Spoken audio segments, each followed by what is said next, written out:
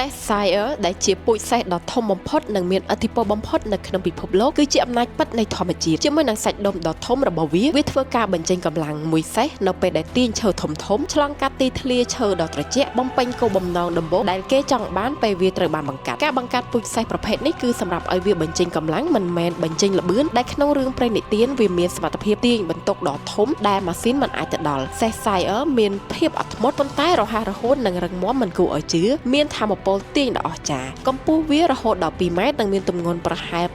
850គីឡូក្រាមសេះ Sire គឺជាពូជសេះដែលខ្ពស់ជាងគេនិងមានកម្លាំងខ្លាំងបំផុតនៅលើពិភពលោកមានប្រភពមកពីភាគកណ្ដាលនៃប្រទេសអង់គ្លេសវាបានដើរតួនាទីយ៉ាងសំខាន់ក្នុងប្រវត្តិសាស្ត្រអង់គ្លេសជំនួយក្នុងវិស័យកសិកម្មការដឹកជញ្ជូននិងការងារព្រៃឈើអស់ជាច្រើនសតវត្សមកហើយសក្ខីភាពពិតចំពោះភាពរឹងមាំការស៊ូទ្រាំសេះ Sire នៅតែជាផ្នែកដែលមិនអាចជំនួសបាននៃពិភពសេះតោះថ្ងៃនេះ admin សូមណែនាំ app ebook ដែលមានសៀវភៅដូចជាសៀវភៅសេដ្ឋកិច្ចសៀវភៅអភិវឌ្ឍសមត្ថភាពសៀវភៅសហគ្រិនភាពសៀវភៅទីផ្សារសៀវភៅមុខជំនួញល្បីៗទាញយកតាមដំណរភ្ជាប់ខាងក្រោមនេះបង់ប្រាក់ជាមួយ ABA លោកអ្នកអាចស្ដាប់បានដោយស្វ័យប្រវត្តិ